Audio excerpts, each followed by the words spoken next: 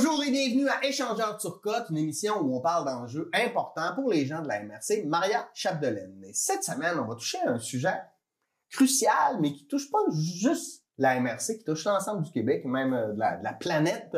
On va parler d'itinérance. On va en parler chez nous, bien sûr, mais on va essayer de comprendre comment ça fonctionne, les causes, tout ça.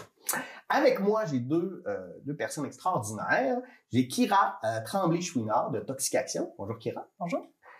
Et Ariane Lévesque de Arrimage. Bonjour. Ça va bien? Oui, merci. Oui, pour commencer, là, juste pour les gens qui connaissent pas vos organismes, là, Toxication, c'est quoi? C'est quoi sa mission? Qu'est-ce que ça fait dans la communauté?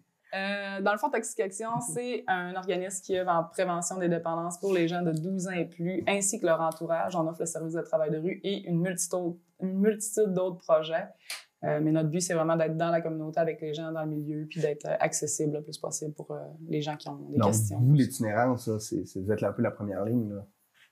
Je pense qu'on n'est pas les seuls à l'avoir et à y toucher. Ouais. Mais en effet, on est des outils pour essayer d'aller rejoindre ces personnes-là qui sont un peu plus désaffiliées là, par les services qui sortent un peu du cadre là, quand on parle du travail de rue, d'être dans le milieu, dans les heures un petit peu atypiques. Donc oui, c'est sûr qu'on touche, on rejoint ces personnes-là aussi. OK, merci. Et l'Arrimage, c'est quoi pour les gens qui ne savent pas? Bien, l'Arrimage, c'est un organisme communautaire qui existe depuis près de 30 ans ici dans le secteur. Donc, ça s'adresse aux gens qui vivent avec une problématique de santé mentale et à leur entourage. Fait que nous aussi, on a beaucoup de services qui s'adressent à la personne atteinte directement pour briser l'isolement, pour que ce soit une démarche vers l'emploi, vers la réinsertion sociale, la réinsertion professionnelle, puis des services qui touchent l'entourage. Donc, vraiment de l'information, de l'accompagnement, des démarches plus particulières avec leurs proches qui vivent une difficulté en santé mentale, des groupes d'entraide, de discussion, sensibilisation. Fait que, on fait beaucoup de choses. Et là, est-ce qu'on est... Parce que là, on vous fait venir pour parler d'itinérance. Là, on a dépendance, santé mentale. Est-ce qu'on est dans les préjugés ou on est pas mal où ça se passe, là? Mais je vous écoutais puis j'étais là, hey, on est-tu en train je sais pas, d'avoir des préjugés nous-mêmes sur l'itinérance? En fait? De stigmatiser la personne qui vit l'itinérance. Ouais. Là-dessus, je dirais oui puis non. C'est-à-dire que c'est vrai que les gens qui vont côtoyer ou qui vont apercevoir quelqu'un qui vit l'itinérance, ben, peut facilement l'associer à une problématique de toxicomanie ou de santé mentale. Ce n'est pas que ça. Ce n'est pas toujours tout ça mis ensemble non plus. L'itinérance peut être causée par... Ouais, c'est quoi l'itinérance? Non, mais quand on dit itinérance, on pense tout de suite, là, je sais pas, messieurs qui sont chiens, qui ont une boîte de carton sur le bord de la rue, mais est-ce que c'est juste ça ou c'est quoi, tu sais? Non, c'est un peu ce qu'on aime dire, c'est peut-être nouveau au niveau de l'itinérance visible présentement. Les gens, ils le remarquent plus. Ils sont plus affectés parce que socialement, ça fait mal de voir quelqu'un dormir dans le centre d'achat ou par terre. Mais ça fait plusieurs années qu'on côtoie les personnes en situation d'itinérance. Une personne en situation d'itinérance, c'est pas juste dans le centre d'achat ou dans la rue. C'est quelqu'un qui va dormir d'une place à l'autre chez un ami, sur le sofa. Sait pas trop ce que ça passe son été. Hop, l'été, on se débrouille en camping. L'hiver, justement, chez des amis, des proches. Donc, l'itinérance, ça peut avoir plusieurs formes. Ça n'a pas juste, justement, la personne, comme tu dis, avec son chien. Elle a plusieurs formes. Les causes, c'est sûr que c'est souvent associé santé mentale, dépendance, mais comme Ariane l'a dit, c'est vraiment multifactoriel. Donc, il y a une multitude de causes. C'est sûr que la pauvreté, avoir accès à un logement abordable et sécuritaire aussi en fait partie. C'est sûr qu'en ce moment, avec la pénurie de logements, tout le monde est à risque d'être en situation d'itinérance. Là, en ce moment, on est en paupérisation. Nos services publics sont plus capables de subvenir, crise du logement, plus de place en garde. En tout cas, bref, on a beaucoup de problèmes. On sent, fait que ça aussi, ça met une pression sur les personnes.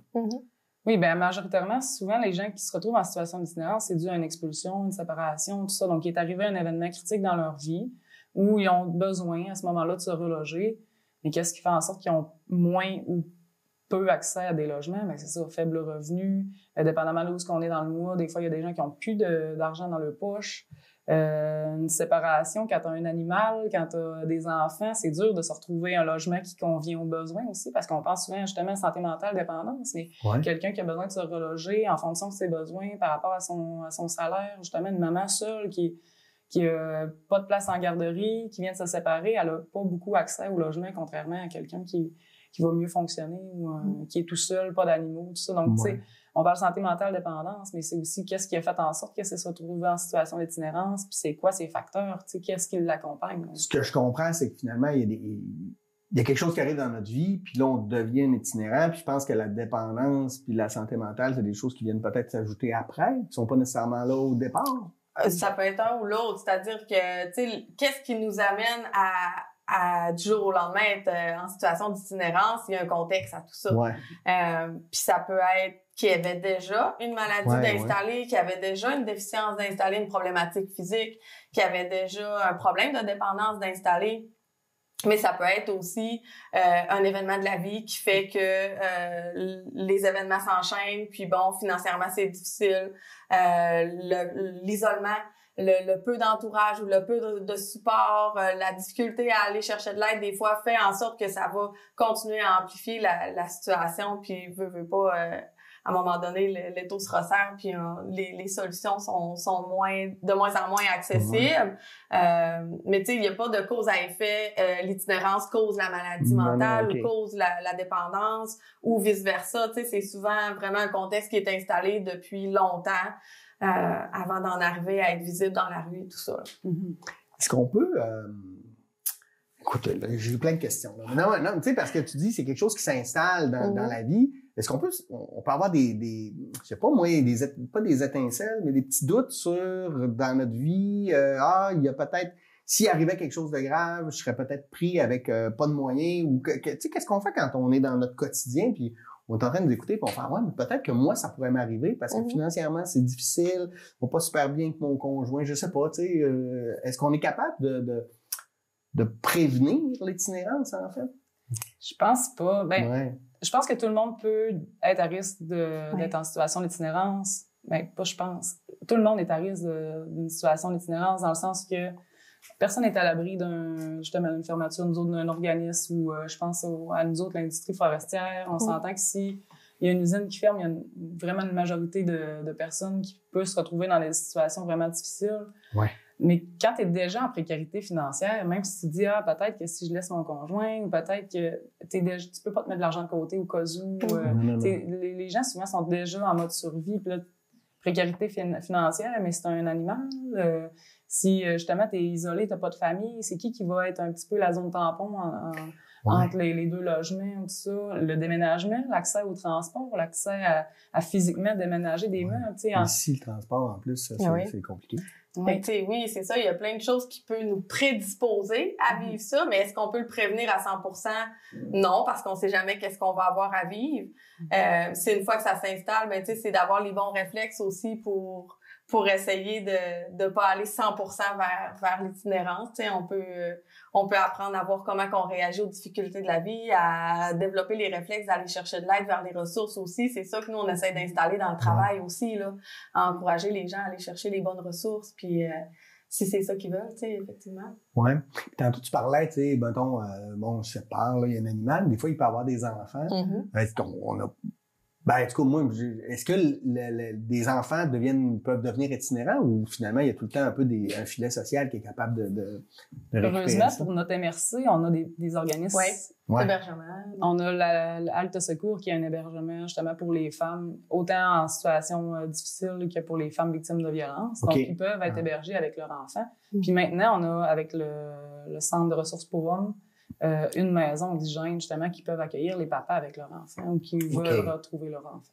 Donc, on a la chance d'avoir ces organismes-là. Sinon, c'est sûr qu'un enfant ne peut pas être en situation d'itinérance. Sinon, c'est un cas au niveau du signalement de la DPJ. Oui, c'est ça. Exact. OK.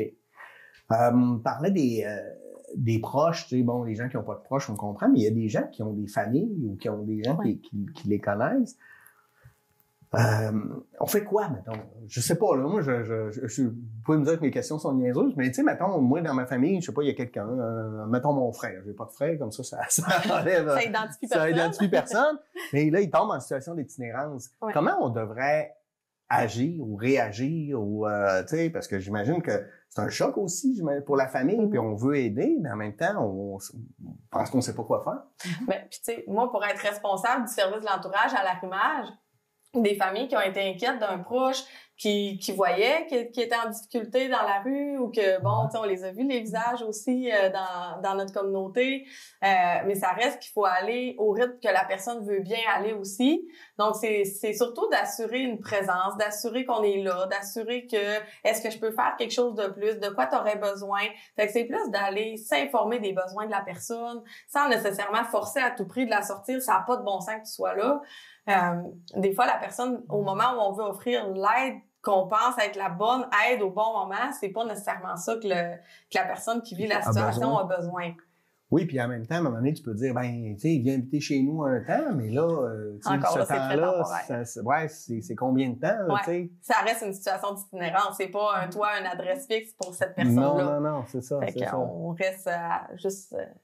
encore là à étirer le problème, tu sais, mais oui, ça peut aider d'héberger quelqu'un si c'est ça qu'il veut, de lui offrir une douche, de lui offrir un coin de temps en temps à la chaleur, mais tu sais, de faire en sorte de prendre en charge la personne à 100%, c'est pas nécessairement ce qui est le plus aidant.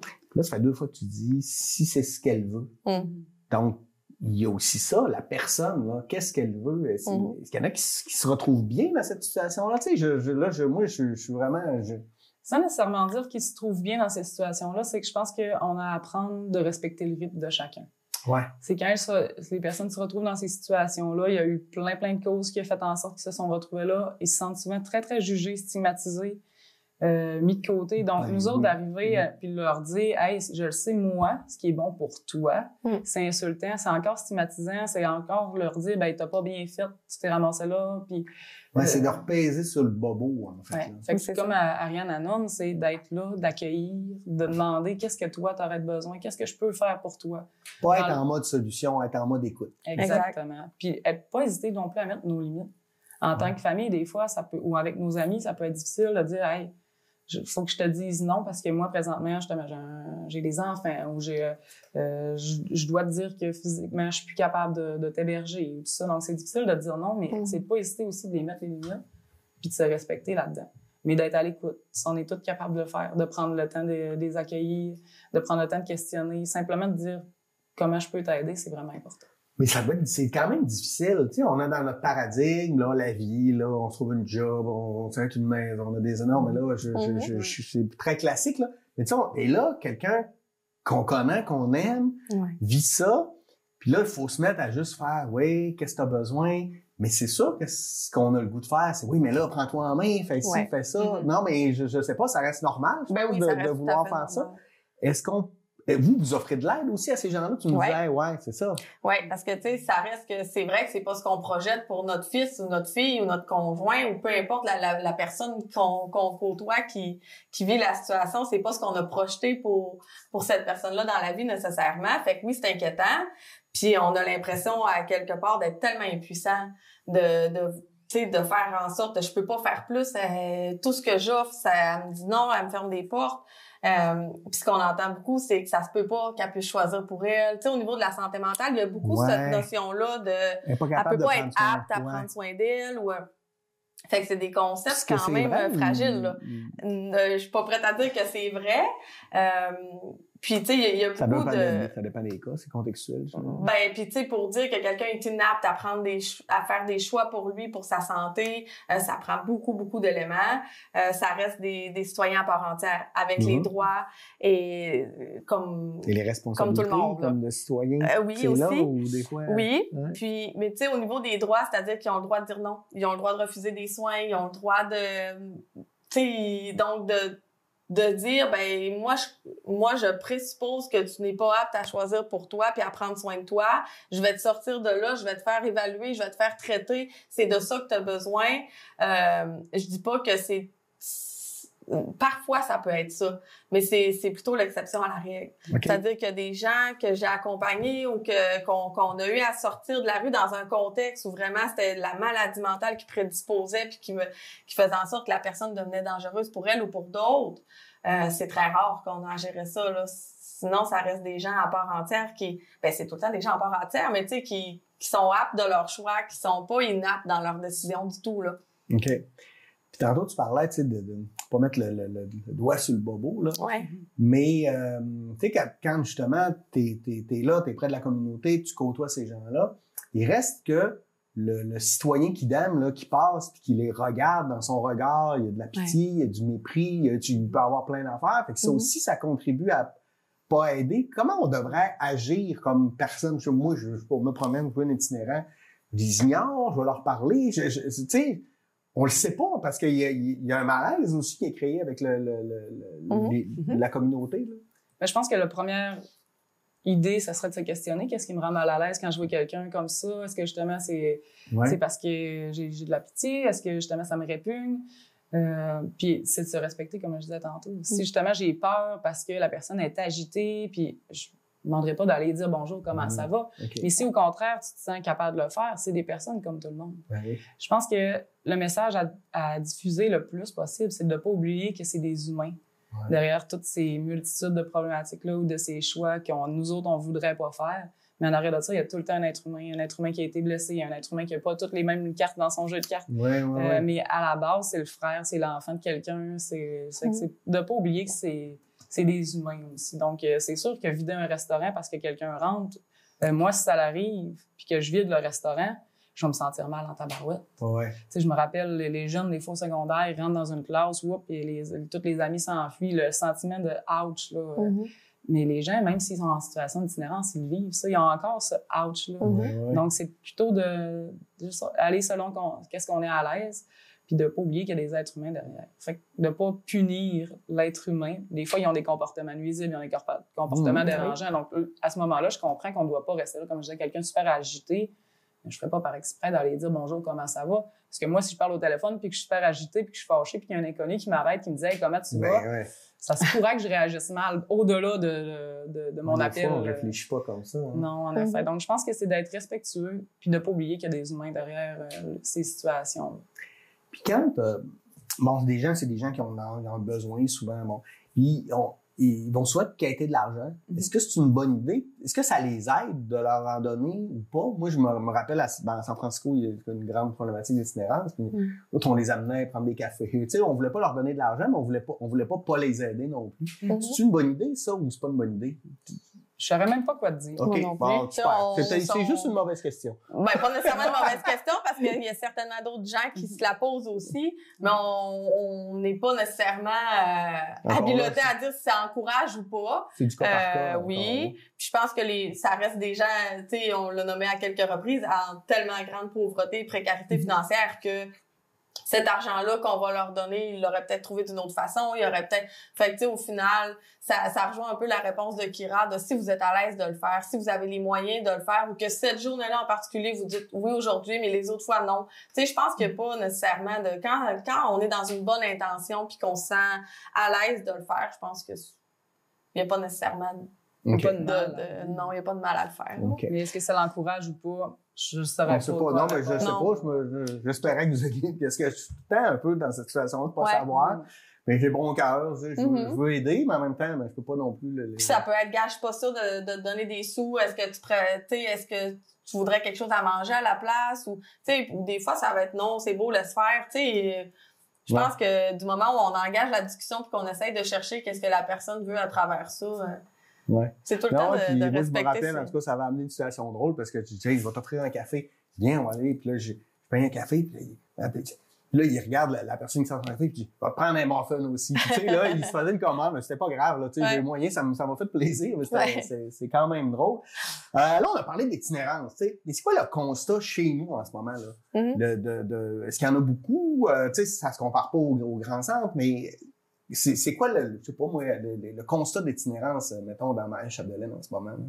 Je pense qu'on n'est pas à... On est un peu comme la grandeur du Québec. Là. C'est un phénomène qui devient de plus en plus visible. C'est quelque chose que les gens sont... Justement, on a beaucoup d'appels de citoyens là, qui s'inquiètent pour des personnes que, il y a quelques années, on voyait presque pas. Donc, c'est sûr que ça l'augmente. Ce qu'on voyait pas, c'était justement l'inquiétude de la population, parce que dans nos services, des gens qui avaient à vivre l'itinérance, on en a depuis des années, là. La différence, c'est est-ce qu'on en voit plus?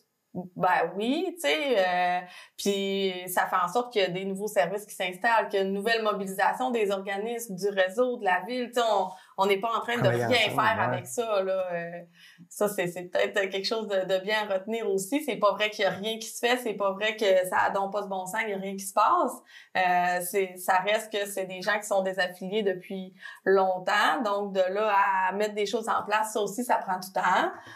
Puis on veut pas faire juste pour faire quelque chose, tu sais. Il faut faire les bonnes choses, faut faire les choses qui vont venir rejoindre des besoins sur du long terme aussi. Fait que ça prend le temps de s'installer, ça prend le temps de se mobiliser puis de se parler entre organismes, de trouver les bonnes ressources puis les bons moyens. Ouais. Mais tu sais, le constat est que ça fait en sorte que ça fait bouger les services, ça fait en sorte que ça nous amène à adapter notre travail, veut pas, là. Ouais, t'as une meilleure compréhension. Ouais. Là, c'est rare, là, mais il y a 2 semaines, j'étais ici un soir, puis j'ai croisé les itinérants, des gens de la rue. Là, je sais pas, je connais pas leur statut, si vous voulez. On s'est mis à parler, puis j'ai réalisé que c'était des gens de l'extérieur. Donc, les itinérants qu'on a ici, c'est pas nécessairement des gens du coin. Ça se promène, ou c'était un addon là que je suis tombé sur quelqu'un qui venait de l'extérieur. Ben, je pense que tu pourrais me croiser à Montréal ou à Québec, même si je viens du Saguenay. Je pense pas qu'il y ait nécessairement c'est quoi, du tourisme de personnes en situation d'itinérance. Ouais, là, je voulais pas. Mais en voulant dire qu'il y a autant des gens du milieu que des fois, c'est vrai qu'il y a des gens de l'extérieur qui viennent vivre au lac pour mille et une situations.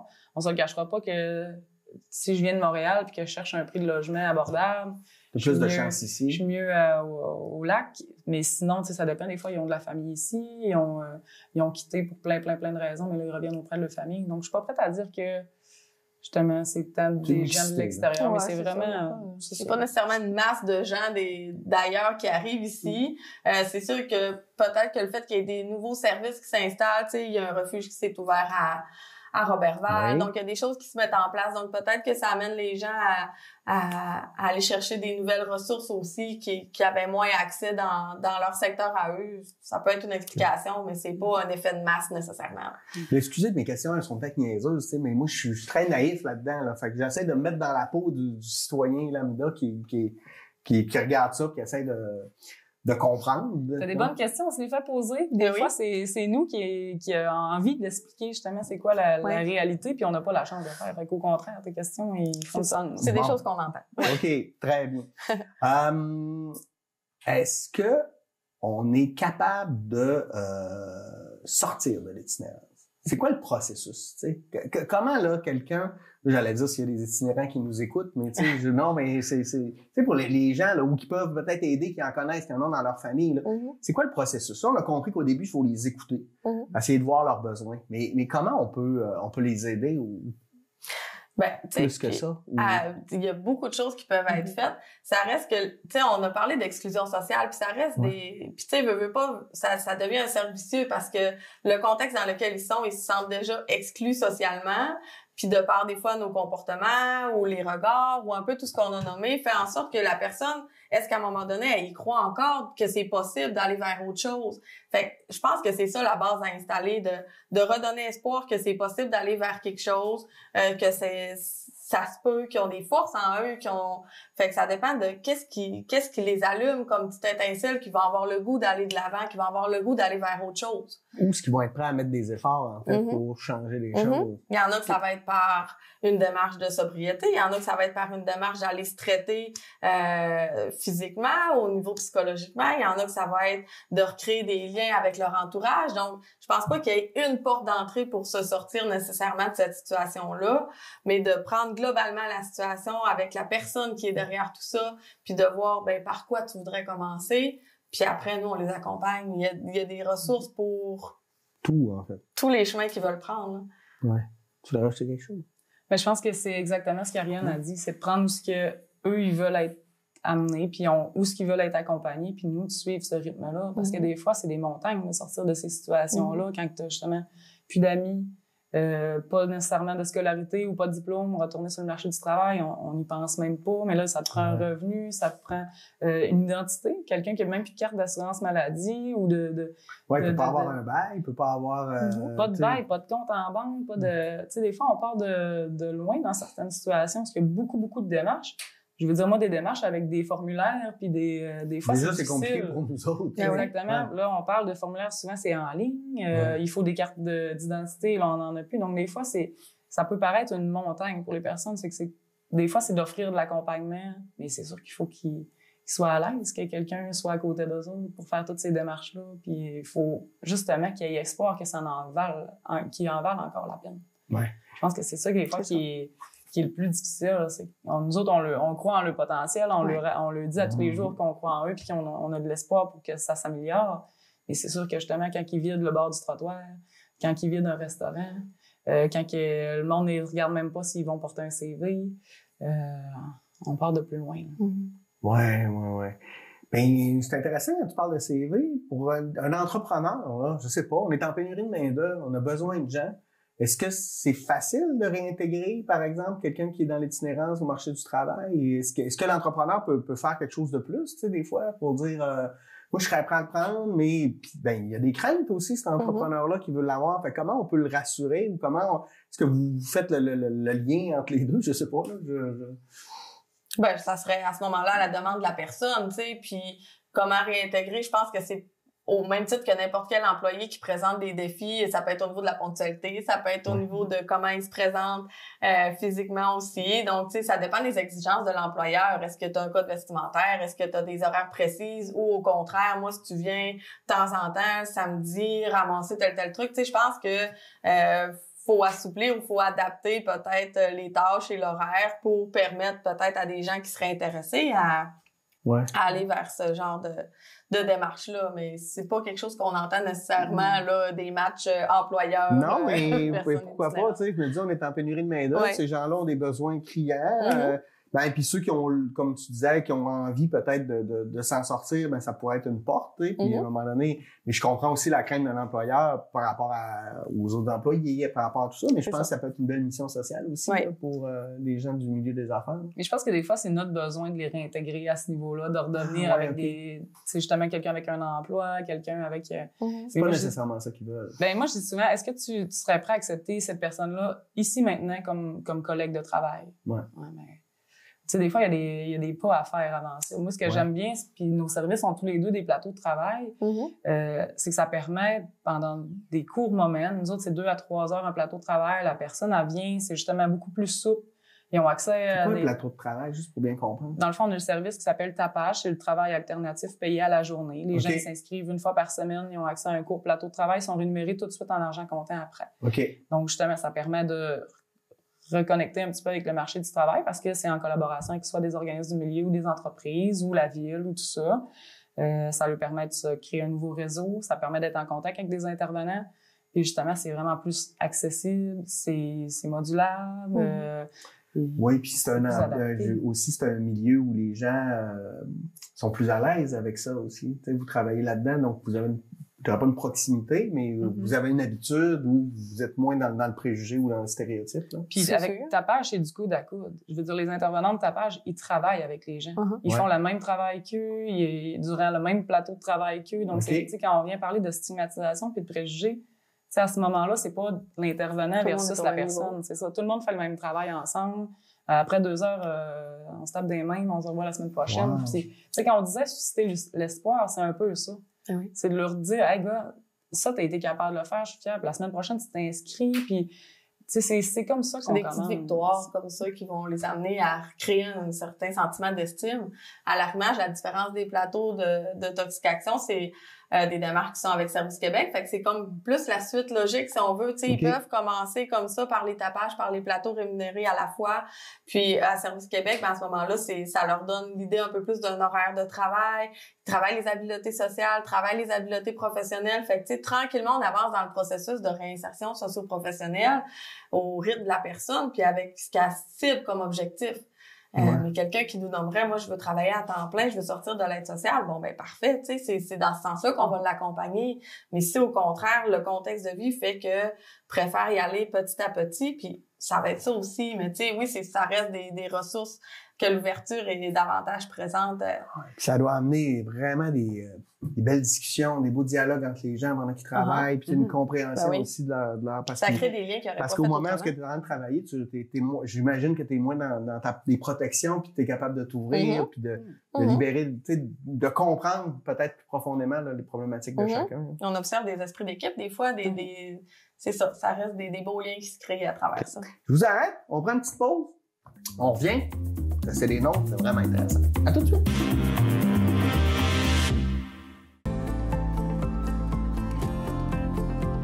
La vraie télé, c'est la télé communautaire, c'est la télé autonome, la télé libre, parce qu'elle n'est pas contrôlée par des géants, elle n'est pas contrôlée par de la publicité, elle n'est pas contrôlée par du gros argent, elle est contrôlée par vos intérêts. Tu veux savoir qu'est-ce qui intéresse les gens d'une place en particulier? Tu veux savoir qu'est-ce qui se passe en ce moment à Ville-Marie, dans les Basses-Laurentides? Bien, il faut que tu regardes la télé de cette place-là, puis elle est disponible sur le web à cette heure. 2 clics, tu sais ce qui se passe. Tu sais, l'avenir, là, c'est de parler des vrais enjeux, des vraies valeurs, de ce qui nous touche vraiment. Et il n'y a rien de mieux qu'un médium local pour le faire. C'est pour ça que les télécommunautaires autonomes font ce travail-là. Et puis, on parle souvent de codes d'écoute, puis tout ça. Un, les codes d'écoute sont assez bonnes, puis deux, le qualitatif, c'est important aussi. La qualité des gens qui regardent, c'est des gens intéressés, intéressants. Pourquoi? Parce qu'on regarde notre communauté. On peut passer à la TV et parler de nos enjeux. Là, on parle des vraies affaires. On parle pas juste des Moses de vedettes de schnout de Montréal. Non! On parle de ce qui se passe chez toi.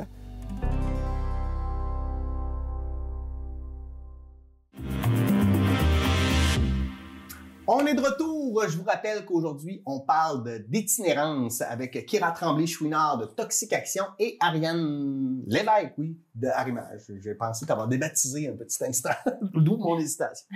Donc, on parle d'itinérance, c'est vraiment intéressant. Souvent, on va associer l'itinérance à la criminalité. Vrai ou faux? Non, mais dans le sens, je dis pas que c'est vrai, mais on l'associe là, dans nos préjugés. Parce que ça dérange. On a vu ce qui s'est passé à Chicoutimi avec la Caisse populaire, etc. Est-ce qu'on donne raison aux gens d'avoir peur ou c'est pas vrai tout ça? Tu sais, c'est des gens dans le besoin. La grande question. J'ai l'impression de mal poser ma question. Non, en c'est plus, correct. je trouve ça touché. Tu sais, On veut pas les croiser, ça crée un sentiment de peur parfois, pas chez tout le monde, mais tu sais, c'est quelque chose qu'on a quand même entendu dans notre travail beaucoup. Puis nous, ce qu'on aime bien faire comme réponse, c'est de départager l'humain de son comportement. Tu sais, peu importe la situation qu'on a à vivre, le comportement, il n'est pas nécessairement excusable tout le temps. Donc, on peut pénaliser, on peut, tu sais, essayer de voir comment on peut corriger ces comportements-là au-delà de l'itinérance qu'on vit. Tu sais, c'est pas toutes les personnes itinérantes qui vont avoir des comportements violents ou criminalisés, là. Fait que faut puis faire en la même part temps, des il y a choses. plein de gens pas itinérants qui ont des comportements Carrément. violents. Exactement. L'inverse, c'est très vrai. C'est ça. Mais oui. Exactement. Puis est-ce qu'on a raison d'avoir peur? Ben je pense que ça rejoint encore là une des réponses que Kira a donné un peu plus tôt, qu'il faut y aller avec qu'est-ce qui nous rend à l'aise ou pas. Parce que avoir peur, des fois, c'est parce qu'on connaît pas, c'est l'inconnu, c'est les pensées qu'on a par rapport à ça. Puis au final, quand on prend le temps d'aller chercher la bonne information ou de comprendre un peu plus, ben tu sais, la peur va se diminuer d'elle-même, là. Puis des fois, c'est justement, tu nommes la Caisse populaire, je suis pas au courant, mais j'écoute pas les nouvelles. OK. Fait que je suis moins bombardée de les personnes en situation d'itinérance ont fait ça. Ouais. Il y a eu tel bris, c'est les personnes en situation d'itinérance.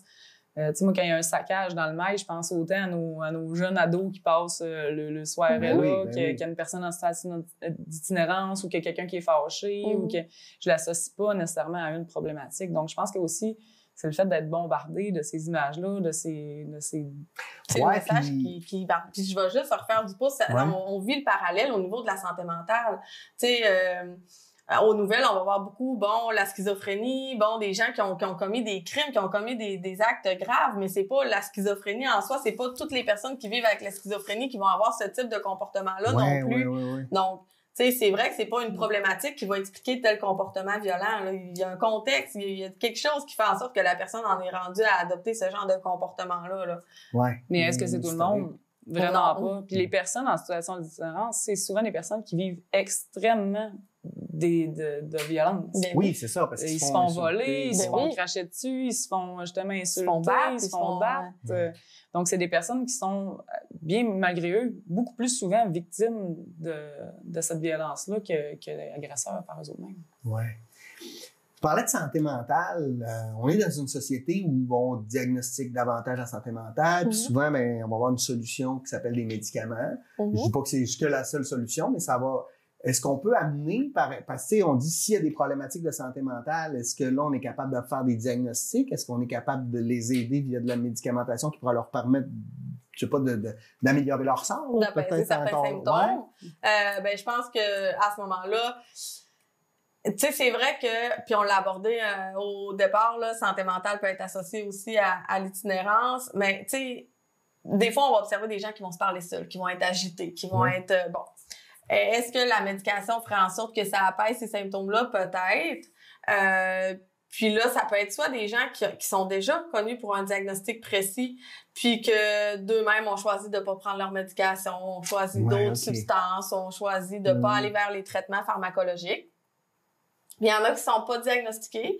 À ce moment-là, c'est plus difficile. Si la personne ne veut pas d'elle-même aller vers une démarche de soins ou aller vers une démarche plus médicale, à moins que cette personne-là présenterait un danger pour elle ou pour d'autres. Puis à ce moment-là, présenter un danger, c'est des éléments précis. C'est pas uniquement de se parler tout seul en traversant la rue ou de...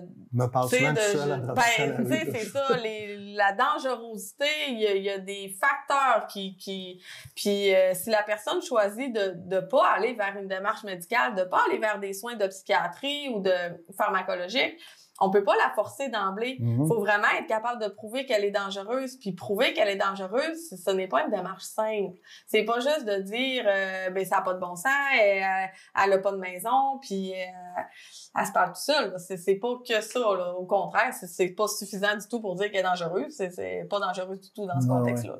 OK. Je veux parler de cohabitation. Parce que tu sais, nous, on vit dans des sociétés où il faut être productif, puis là, ça roule, on a des horaires chargés, puis là, on tombe en épuisement parce qu'on en fait trop, etc.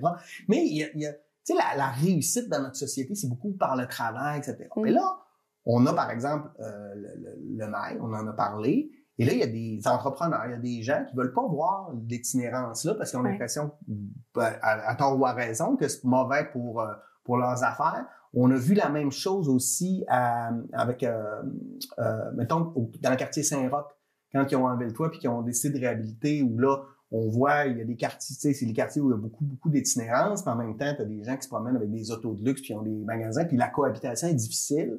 Comment on peut bien réaliser cette cohabitation-là? C'est clair, ma question? Oui. Le vivre ensemble. Oui, tu sais, parce que c'est une réalité, là, on fait partie, c'est des êtres humains, tu l'as nommé plein de fois, mais puis, tu sais, pour être capable de s'entendre ou de réussir à avoir un climat social serein pour tout le monde, là. Mais je pense que l'ouverture d'esprit va rester important, dans le sens que c'est pas parce que toi tu réussis bien, c'est pas parce que toi t'as pris une douche matin, c'est pas parce que l'autre est moins que toi. Donc je pense que c'est juste d'être un peu plus ouvert d'esprit, respectueux les uns envers les autres. Tantôt, je pense que ça fait 2 fois, 3 fois de pas oublier qu'il y a des humains derrière, de punir les comportements et non les humains. Donc quelqu'un qui va justement nuire à ton commerce parce qu'il s'installe entre les 2 portes, qui fait fuir les personnes, c'est correct, de placer la personne, on comprend ça. Mais est-ce que le problème va quand même être encore présent? Donc, on peut pas juste faire... juste le déplacer puis exactement, on peut pas faire comme s'il n'existait pas. Rendu là, qu'est-ce qu'on peut faire? Je pense que tout le monde a un peu sa réflexion à avoir, mais je pense pas qu'il y ait une seule solution. Je pense pas que ça soit... Je pense pas qu'il y ait justement quelque chose que du jour au lendemain, on va changer les choses. Puis si mettons, moi, je suis cette personne-là qui a une entreprise, puis est-ce que je peux communiquer avec vous pour que vous m'aidiez à trouver une solution avec la personne en situation d'itinérance, ou c'est pas dans vos mandats, ça?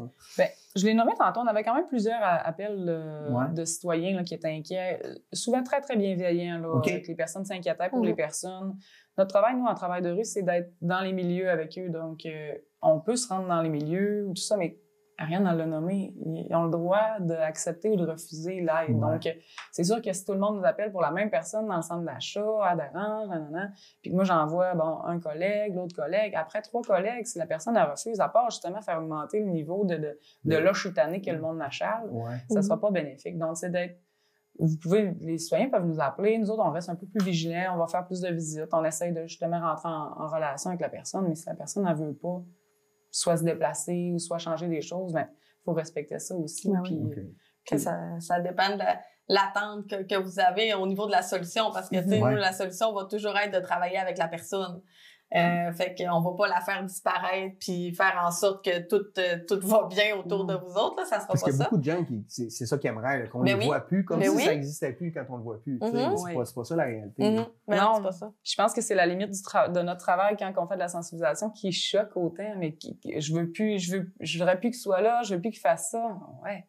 Mais il a le droit, tu sais, mettons, on pense au centre d'achat, mais il peut être présent, là, mais... Puis il y a rien qui nous dit qu'il fait pas rouler l'économie non plus, c'est-à-dire que lui aussi, il peut s'acheter un repas, lui aussi, ou elle, tu sais, il achète des choses, il consomme des choses, tu sais, c'est juste que, veut pas, le fait qu'on veuille pas les voir, ça encourage encore là les préjugés qu'on a. Fait que, tu sais, c'est vraiment l'idée d'apprendre à vivre avec cette réalité-là qu'on voit plus dans notre ville, c'est sûr. Mais il n'y a pas rien qui se fait nécessairement. C'est juste qu'on travaille avec la personne, puis où est-ce qu'elle veut être en ce moment, puis à moins qu'elle dérange d'une façon que son comportement est inacceptable. Puis tu sais, on veut pas que les gens entendent qu'il n'y a rien à faire. Si votre besoin est que vous avez peur pour votre sécurité, que vous êtes inquiet ou tout ça, oui, vous pouvez nous appeler. On va essayer de sensibiliser. On va essayer de comprendre qu'est-ce qui fait que vous êtes inquiet en ce moment. Si vous avez vraiment l'impression que votre sécurité est compromise ou tout ça, mais les policiers sont là aussi. Ils ont un mandat au niveau de protéger la population, là. Fait que, tu sais, c'est pas vrai qu'il y a rien à faire. C'est juste que des fois, ça sera pas la solution que vous attendiez. Tu sais, des fois, c'est plus on veut pas nourrir non plus, là. Vous nous appelez, puis il y a une solution, justement, comme tu disais, la personne n'est plus là, puis là. C'est ça. C'est vraiment pas ça. C'est plus, tu sais, des fois, on a des limites dans notre travail aussi. Puis autant les policiers, tu sais, ils peuvent aller. C'est sûr que s'il y a des comportements, c'est les policiers que vous devez appeler, pas nous, là. Tu sais, si vous avez pas votre sécurité. Mais c'est sûr qu'après 2-3 jours, la personne, mais elle est revenue. Oui, elle a le droit. Mais oui, c'est ça, c'est un public. C'est ça. Fait que je pense que c'est ça, c'est d'être plus ouvert un peu d'esprit, de pas s'attendre à une seule solution magique. Ça n'existe pas. Et c'est ça, c'est tout le monde mettre de l'eau dans notre vin, autant pour eux que pour nous. L'hiver s'en vient. Est-ce que ça amène d'autres problématiques, l'hiver? Parce qu'on sait, avec les grands froids, bon, même si, il fait moins froid que quand j'étais jeune, là, tout le monde va le dire, mais il reste qu'il fait froid pareil, dormir à l'extérieur, tout ça. Est-ce que ça amène d'autres problématiques pour vous ou pour eux, en fait? C'est des enjeux différents, mais tu sais, depuis l'hiver passé, il y a quand même la halte chaleur qui est installée, donc cet hiver, c'est quelque chose qui revient. Puis donc il y a suffisamment d'espace pour accueillir les gens qui ont besoin, qui se présentent à chaque soir. Les heures d'ouverture changent, mais tu sais, c'est pas encore tout à fait précis en ce moment, au moment où on se parle, mais ça reste que même si c'est des enjeux différents, il y a des choses nouvelles de mises en place qui font en sorte qu'on est capable de répondre aux besoins encore là. OK. C'est sûr qu'au niveau, maintenant, monsieur, madame, tout le monde, cet été, moi, j'ai eu beaucoup de personnes, on les voit plus. Où est-ce qu'ils sont, on les voit plus. Ben, ils n'ont pas besoin d'être justement à l'abri dans le centre d'achat ou dans les commerces ou tout ça. Ils peuvent justement se réchauffer ou avoir accès à exactement à d'autres choses. Donc, c'est sûr que l'hiver, au niveau de l'itinérance visible, ça devient un petit peu plus justement visible parce qu'on les côtoie plus. Où ce qu'on se réchauffe dans l'hiver, c'est dans les endroits publics. Par contre, justement, on a la chance d'avoir la halte chaleur cette année en deuxième année. Donc, nous autres aussi, on apprend dans tout ça, puis on essaie d'optimiser les services. Donc, je pense qu'on a justement la chance d'avoir ce nouveau service-là qui est maintenant là. Je dirais que là, c'est la deuxième hiver, mais les hivers avant étaient bien plus inquiétantes qu'en ce moment. Oui, OK, parfait. Le mois dernier a eu lieu la Nuit des sans-abri. C'est quoi la Nuit des sans-abri? Il y avait eu du fun? Qu'est-ce qui s'est passé? Puis c'est sûr qu'on est bien fiers d'avoir contribué à mettre tout ça en place. C'était la première édition dans la ville de Dolbeau-Mistassini, mais au Québec, tu sais, ça... 35e. Merci pour les beaux chiffres. Puis ça reste une mobilisation de plusieurs organismes communautaires, la SQ, l'OSIUS, la ville. Donc... de mettre de l'avant vraiment l'humain, de mettre, tu sais, le thème, c'est l'itinérance sans visage, sans le chiffre. Donc, tu sais, ça rejoint aussi tout ce qu'on disait, que personne n'est à l'abri, que ça peut être un peu tout le monde qui, à un moment donné, a côtoyé cette réalité-là. Fait que de mettre de l'avant cette cause-là, de mettre de l'avant les gens qui ont à côtoyer cette réalité-là, ben, c'est une belle fierté. C'est une belle fierté, puis c'est un beau succès, veux pas, parce que c'est tout le monde ensemble qui se mobilise, puis qui parle de la cause, puis qui donne la bonne information au final. Fait que chaque citoyen était appelé à venir participer à l'événement. Qu'est-ce qui s'est passé dans cette nuit-là? Comment ça fonctionne, la nuit des sans-abri? Mais je pense que ton thème de tantôt, la cohabitation, c'est un peu ce qui a imagé notre programmation, dans le sens qu'on fait une petite marche. On a fait une petite marche de sensibilisation, donc à travers le centre-ville, parce que justement les personnes en situation d'itinérance, des fois, dérangent plus. Au niveau de monsieur, madame, tout le monde, au niveau que c'est plus percutant. Donc, le tour du centre d'achat, après ça, un feu, je pense qu'il n'y a rien de plus rassembleur et chaleureux, mais aussi au niveau de l'image des personnes en situation d'itinérance, un feu pour nous réchauffer le soir, un vendredi soir d'octobre, puis de tout le monde être ensemble, de juste pouvoir être, justement, les organismes du milieu, montrer le travail qu'on fait, montrer c'est qui les personnes qui travaillent au quotidien avec ces personnes-là, mais aussi les personnes de tout le monde, tu sais, toute la population qui est là juste pour parler avec nous autres, de venir justement passer un beau moment, d'être plus dans la... Diminuer la peur aussi, on en parlait, là, la peur, ça vient un peu de ce qu'on connaît pas, mais quand tu viens à le connaître, à le côtoyer, ça diminue la peur, diminue les préjugés, c'est positif pour la communauté. Hein. Exactement. Puis sans visage, on ne sait pas qui est présentement en situation d'itinérance, on ne sait pas qui peut être à risque. C'est juste d'être ensemble puis de profiter ensemble de cette soirée-là à titre d'être humain. Ouais. Donc, comment ils réagissent les itinérants dans ce genre d'activité-là? Ben, ils sont invités au même titre que, tu sais, c'est vraiment libre et volontaire. Il y en a qui vont préférer rester quand même plus à l'écart, ne pas nécessairement être du gros mouvement. Puis il y en a d'autres qui sont contents de venir voir la mobilisation qui est faite, puis les gens qui viennent s'intéresser, puis de faire valoir, de faire entendre leur voix. Leurs histoires, leur parcours. Il y avait un micro ouvert, donc tu sais, il y a beaucoup de choses qui ont été mises en place pour leur donner la possibilité de faire entendre leur voix. C'est vraiment ça. D'être des êtres humains à travers des citoyens avec leurs droits. Puis Wow! Bon, bravo pour ça. C'est vraiment une belle initiative. Vous l'avez dit souvent, il y a plein de belles ressources dans la communauté. Qu'est-ce qui manquerait? Tu sais, comment on pourrait monter encore une marche collectivement? Mais là, vous allez peut-être me dire, je veux pas répondre à cette question. Je pense que tout le monde a le droit de rêver. J'ai appris avec les derniers mois que ça peut devenir très politique, cette question. Quand même. Si on veut qu'il se passe quelque chose, Mais permettre de rêver, c'est que tout le monde ait accès à un logement abordable, sécuritaire. Ça veut pas dire un 5,5 à 1000 $. Ça veut dire des fois une chambre, un lit, une cuisine accessible, centre-ville parce qu'il n'y a pas de transport. Simplement qu'un propriétaire, justement, soit plus ouvert. Puis quand moi, j'appelle avec mon téléphone de bureau faire une recherche de logement, puis que c'est écrit toxication, souvent, j'ai même pas de réponse. Donc, des fois, ça peut être les propriétaires qui se disent, ben ça se pourrait que ces personnes-là demandent un petit peu plus d'ouverture puis de flexibilité, mais je suis prêt à y donner une chance. Okay. Donc, des fois, c'est ça, mais c'est sûr que là, les logements, il y en a moins, il y en a pas, il y en a... Donc, si je peux me permettre de rêver, c'est ça, c'est des portes que ça prend, mais c'est des portes adaptées aux besoins des personnes qui sont dans ces situations-là. Ouais. Est-ce que ça on pourrait, mettons, collectivement, construire, je sais pas, une maison de chambre pour les aider puis leur donner? Parce que, non, mais, tu sais, moi, j'imagine, puis peut-être que je me trompe, mais une fois que tu as cette première chance, que toi, tu as le goût de t'en sortir. Ça, je pense, j'ai compris ça dans c'est bon. Puis au moment où on me donne la chance, on me fait monter la première marche parce qu'on me donne une opportunité, je pense que là, on décolle dans quelque chose. Ça peut être très long, ça peut être moins long, mais je pense que c'est cette première chance-là qui permet à ceux qui vivent des situations d'itinérance de s'en sortir. Tu poses la question en y répondant, c'est-à-dire que oui, du moment où la personne, c'est ça qu'elle manifeste comme besoin. Moi, je suis fatiguée de pas savoir d'où dormir d'une nuit à l'autre ou fait que tu sais, du moment où elle manifeste le besoin d'avoir un toit sur la tête qui est adapté à ce qu'elle recherche, une maison de chambre ou un refuge sur du plus long terme peut être vraiment la solution pour, tu sais, transitoirement, après ça, aller vers des logements, vers, tu sais, une réalité en logement comme tout le monde. Hein? Oui. Non, puis tu sais, je trouve ça plate qu'on ne te réponde pas quand on va à toxication, mais tu sais, je peux me mettre aussi dans la peau de la personne qui a un bloc appartement puis qui dit, là, moi, je vais le louer de toute façon. C'est sûr qu'on est en pénurie de main-d'œuvre. va préférer quelqu'un que ça va être plus facile, plus simple, puis que quelqu'un qui va être potentiellement... Ça va être potentiellement plus complexe. Là. Ah, je comprends les propriétaires aussi, parce qu'ils ont eu, eux autres aussi, des mauvaises expériences en étant propriétaires. Je les comprends très bien.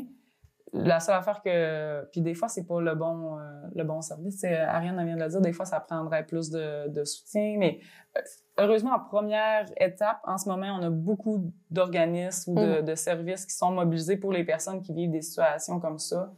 Donc là, on est déjà vraiment très chanceux comme communauté. Après ça, il y a beaucoup de monde qui travaille pour mettre en place justement ces étapes-là qu'Ariane vient de décrire. Tu sais, ben, OK, les cartes d'assurance maladie, des fois, c'est très d'entrée de jeu, mais après ça, ben j'aimerais ça réintégrer justement un logement. Bon, mais j'ai pas nécessairement les habiletés ou les compétences pour le faire. Bon, ben on va t'offrir de l'aide. Ça serait d'être capable d'avoir toute pas cette structure-là, mais ça serait un peu d'être capable de les orienter et de les accompagner à titre de tous leurs besoins. Oui, collectivement, être capable de leur faire monter l'escalier au complet. Des fois, il y en a qui sont capables d'embarquer sur le premier palier. T'sais, tantôt, j'expliquais une personne qui vit d'itinérance très, très situationnelle, qui habituellement a tout dans son jeu de cartes pour ne pas vivre ce genre de situation-là. Donc, c'est sûr que ça demande il y a moins de défis, on a moins besoin de marche pour monter le palier. C'est sûr qu'il y a des personnes qui partent de plus loin, qui auraient besoin d'un petit peu plus d'encadrement, puis justement ne serait-ce d'une chambre, puis d'une cuisine, parce qu'on a de moins en moins avec la situation actuelle à Maria-Chapdelaine. Puis toi, Ariane, as-tu quelque chose dans ta liste de soins, là, ça serait quoi? Qu'est-ce qu'on pourrait faire pour les... Kira, elle avait une belle liste de Père Noël quand même, c'est bon. Elle a parlé du transport. C'est sûr que le transport est un défi aussi. Ben, même pour les gens... En général, pour la population en général. Mais tu sais, oui, c'est ça. En fait, qu'on puisse avoir des alternatives à leur offrir, tu sais, du moment où ils manifestent ces besoins-là. Fait que, tu sais, je pense que oui, c'est beau de rêver, puis je pense que ça vaut la peine aussi parce que veut pas, plus on en parle, ben plus il y a des choses qui se mettent en place aussi, il y a des moyens qui vont faire en sorte qu'on est capable de mettre plus de choses en place, mais du moment où on est capable d'avoir vraiment des portes adaptées, puis après de mettre des choses en place, tu sais, des services d'accompagnement, tu sais, parce qu'après, tu sais, déjà de leur offrir une stabilité plutôt que d'être tout le temps en mode survie. Ben, veut pas, on est capable d'abaisser de beaucoup plusieurs symptômes, tu sais, d'agitation, puis tu sais, quand t'as pas à combattre pour qu'est-ce que tu vas manger, puis où tu vas dormir, puis si tu vas avoir assez chaud pour ta nuit, ben, tu sais, déjà là, juste d'offrir une stabilité, juste d'offrir une sécurité à tout le monde, ça peut être un souhait. Déjà une marge de montée.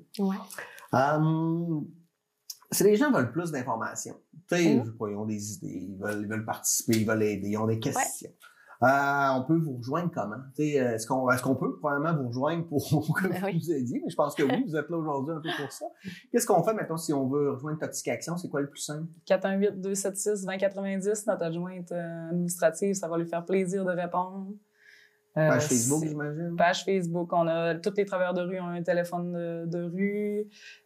Donc, on essaie d'être le plus accessible possible. Mais le plus facile, c'est clairement le numéro de téléphone. Parfait.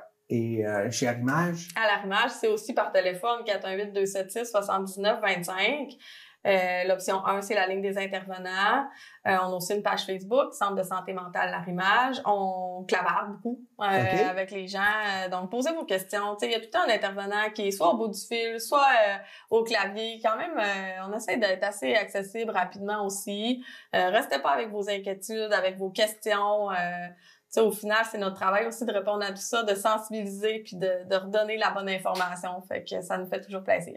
Puis il n'y a rien à me faire penser avec l'accessibilité. C'est que là, j'ai parlé du site Internet, notre numéro de téléphone, mais sinon, il y a des travailleurs de rue dans toute la MRC Maria-Chapdelaine, incluant Saint-Louis-du-Gilles-Milo. Donc, il y a un gros autobus inscrit le bunker dessus. Sinon, des petits sacs à dos turquoise, la voie identifiée, travail de rue avec une porte dessus, le logo de notre organisme. N'hésitez pas à leur poser des questions aussi, puis à les interpeller. Ça va leur faire plaisir. Merci, mesdames. Merci parce que je pense que c'est intéressant qu'on a bien informé la population, mais merci aussi pour votre travail qui est important et qui reste essentiel, puis c'est beau ce que vous faites. Donc, Kira Tremblay-Chouinard de Toxic Action, merci, et Ariane Lévesque d'Arrimage. Merci beaucoup. Plaisir. Merci aussi à vous d'avoir été des nôtres. J'espère que vous avez appris des choses, puis qu'on a peut-être fait fait évoluer. Vous nous avez fait évoluer un peu durant cette heure-là. Et nous, ben, on se dit à la semaine prochaine pour une nouvelle édition d'Échangeurs Turcotte. Bonne semaine.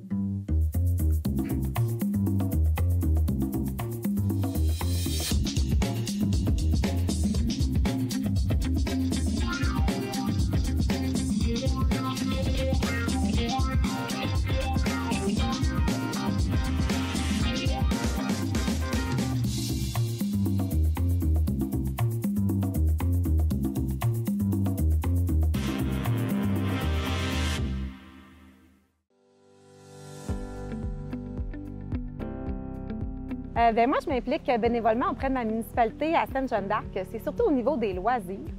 Je suis conseillère municipale aussi. Mais moi, là, mon dada, c'est un peu là, les jeunes familles, les enfants. Fait que ça, j'adore ça. Je m'implique au niveau de la fête de l'Halloween, de Noël, puis de différentes petites activités là, ponctuellement au courant de l'année. Le bénévolat, pour moi, c'est une façon d'exploiter, de partager mes forces, mes compétences, mes habiletés dans un but d'entraide et de réalisation de soi. Donc, c'est un engagement social dans lequel je choisis de m'investir selon mes intérêts, mes goûts, selon mes disponibilités aussi. Fait que ça m'apporte un sentiment d'accomplissement personnel, de valorisation. C'est un beau sentiment d'appartenance aussi parce que ça me permet d'apporter une petite touche de ma personnalité dans ma municipalité, ma couleur aussi. Fait que c'est super gratifiant. Je trouve que le bénévolat, c'est de faire partie un peu d'une équipe ou même d'une famille parce que tout seul, on ne peut pas arriver à créer grand-chose. Mais quand on combine les compétences de plusieurs personnes en même temps, c'est là qu'on réalise des beaux projets. Puis c'est là qu'on crée de la magie. Pour une municipalité, les bénévoles, c'est super important. Ça permet de dynamiser la communauté, ça permet d'apporter des nouveautés, de créer des belles activités. Puis plus il y a de personnes qui s'impliquent, bien, plus on peut réaliser des projets, plus on peut créer d'activités. Puis plus c'est le fun pour les familles, pour les personnes de tout âge. Fait que moi, je vous invite personnellement à vous impliquer. D'ailleurs, à Sainte-Jeanne-d'Arc, on va redémarrer le nouveau comité des loisirs. Donc, si vous voulez apporter vos idées et votre petite touche, bien, c'est le moment.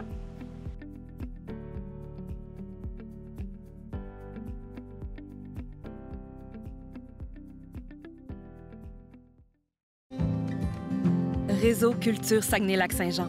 C'est l'accès direct à 200 artistes, organismes, travailleurs et travailleuses culturelles. La culture au Saguenay-Lac-Saint-Jean, une culture de proximité.